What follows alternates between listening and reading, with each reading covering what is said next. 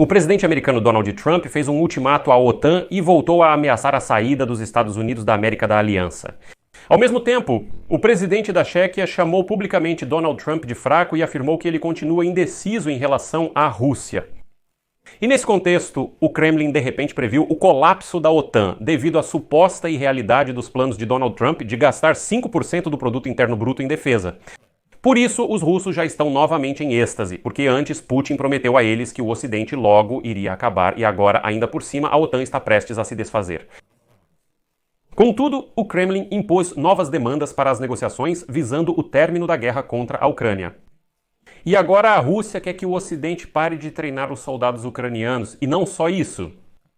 O que mais uma vez indica que a Rússia não pretende conduzir negociações adequadas, mas sempre vai procurar novas e novas desculpas.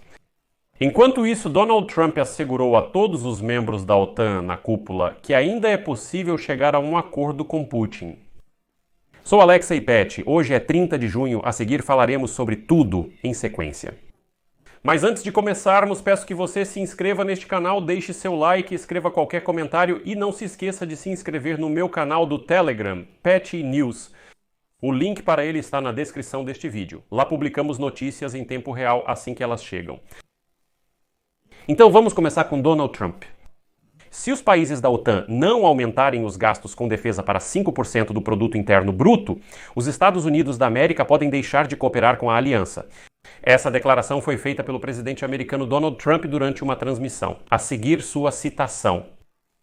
Se eles não cumprirem, nós saímos. Simplesmente não faremos mais negócios com eles.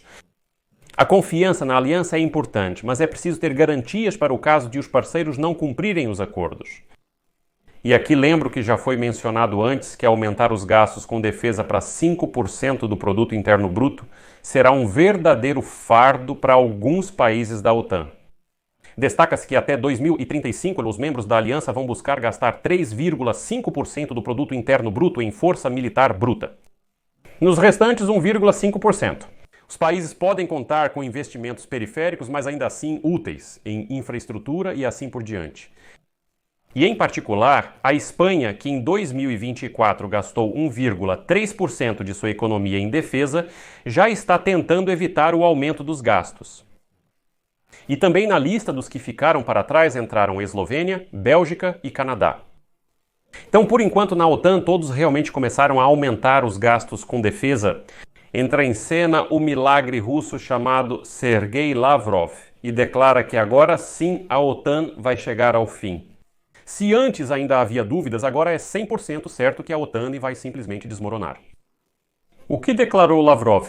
Na opinião dele, que não interessa a ninguém, os países da OTAN não deveriam aumentar os gastos com defesa para 5% do produto interno bruto se quiserem manter sua aliança. O adversário da OTAN questiona a necessidade do aumento nos gastos com defesa pelos países membros da aliança. Lavrov comentou dessa forma a declaração de seu colega polonês Radosław Sikorski, de que a Rússia enfrentará um colapso devido ao aumento dos gastos militares. Agora vou citar Lavrov.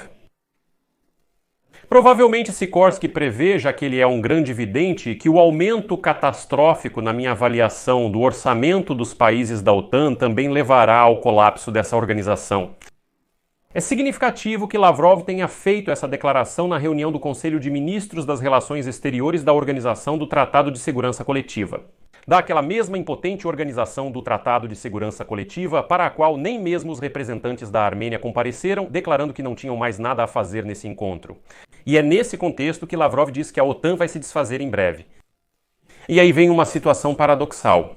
Lavrov lembra que o presidente da Rússia, Vladimir Putin, anunciou a redução dos gastos militares, cuja participação no orçamento já atingiu níveis recordes desde os tempos da União Soviética.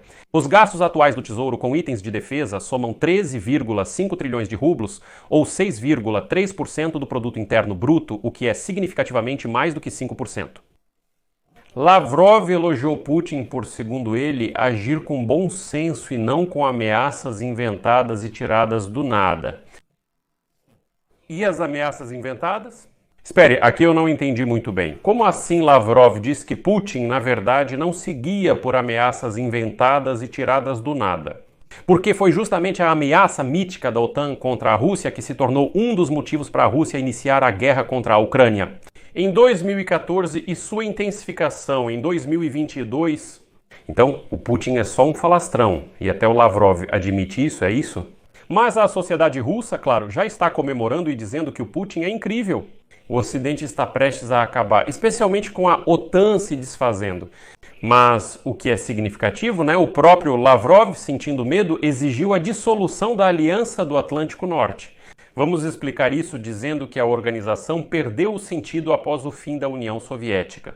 Mas vamos voltar a Donald Trump. O presidente da Chequia, Petr Pavel, hoje basicamente chamou Trump de covarde. Segundo ele, em um jantar fechado da OTAN na semana passada, os líderes europeus pressionaram o presidente dos Estados Unidos da América, Donald Trump, para que ele adotasse uma posição mais dura em relação à Rússia, mas ele permaneceu indeciso.